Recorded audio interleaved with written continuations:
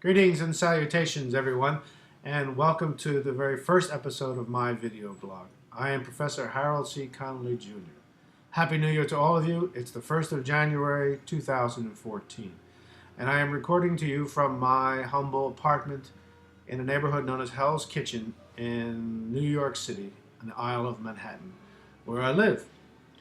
And no matter where I travel in the world, what I do, I return back to the humble apartment here in Manhattan. And must tell you, I know New York City is not for everyone, folks. It is not. But I love it. I love it. I love it. And I may just come back for a weekend with my travels around the world, whether it's Japan, Hawaii, Tucson, back for the weekend and or back for a Monday night opera. The last 2 weeks, I saw 2 operas at the Metropolitan Opera. And it was amazing. Just amazing. So, I love New York City. And I am a professor of Earth and Planetary Sciences at the City University of New York. I'm actually a geologist, formally trained. And I am also Deputy Executive Officer of the Earth and Environmental Science PhD program, where we have 119 PhD students. And the program combines geography and earth sciences, and I am in charge essentially of the earth sciences half of the program. It's an incredibly exciting experience.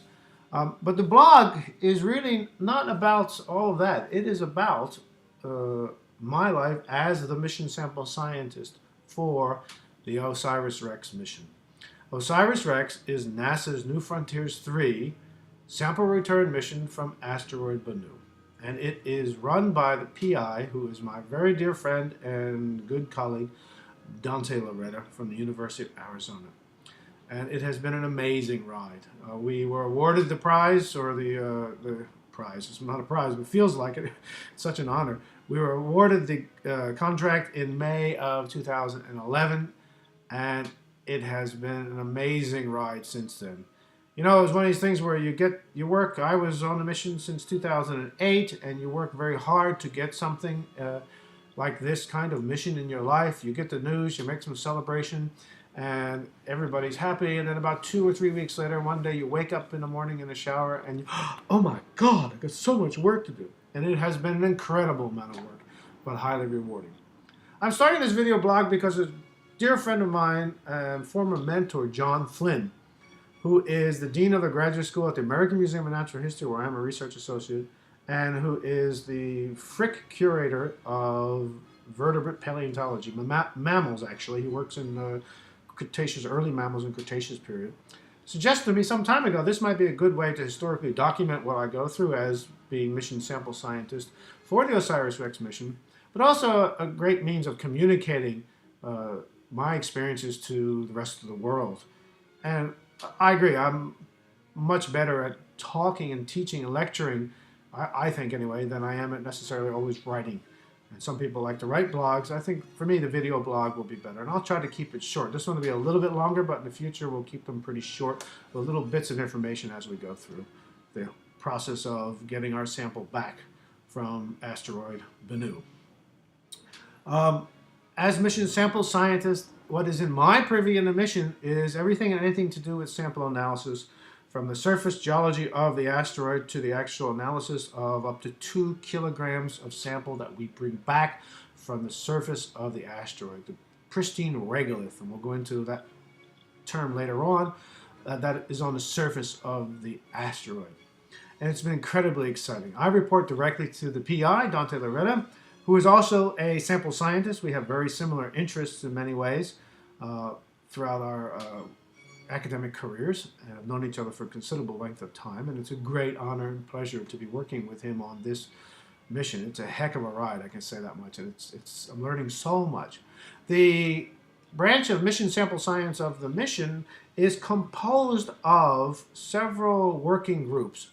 The Carbonaceous Meteorite Working Group, which is run by Dr. Lindsay Keller from Johnson Space Center. The Dynamical Evolution Working Group run by Dr. Bill Botke from the Southwest Research Institute. Regolith Development Working Group run by John Marshall, Dr. John Marshall from the SETI Institute. The Sample Analysis Working Group run by Scott Messenger from Johnson Space Center. The Sample Site Science Value Working Group run by Keiko Nakamura Messenger. Actually, Sample Site Science Working Groups, not value. They produce a science value map. We'll get into that later. I look forward to that. And the TAGSAM Working Group run by Dr. Ben Clark, formerly of Lockheed Martin. And TAGSAM stands for Touch and Go Sample Acquisition Mechanism, which is essentially the kind of Hoover device that we're going to use to get material back from the surface of the asteroid and return it to Earth. The sample does not come back until 2023, folks, and we are funded to the year 2025, which in the academic world is an incredible blessing to have funding for so long.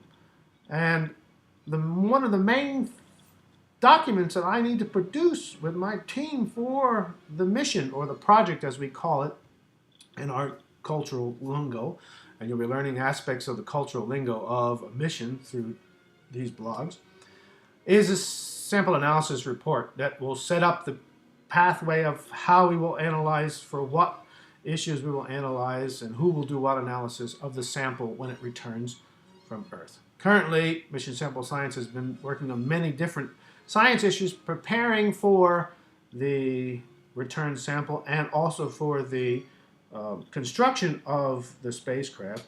The Sample Analysis Working Group has been working very hard on a sample analysis science report, which documents a series of hypotheses that we will pose officially, or are posing officially, that we will test with the analysis of the sample when it returns.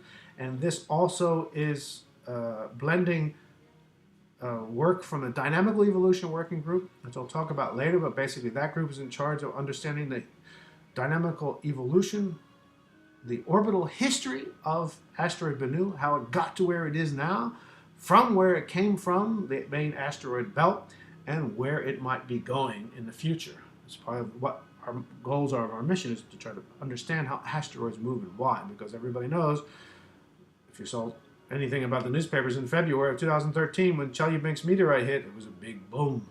We don't like big booms on the planet, folks. Not good, especially if it's a big city. No.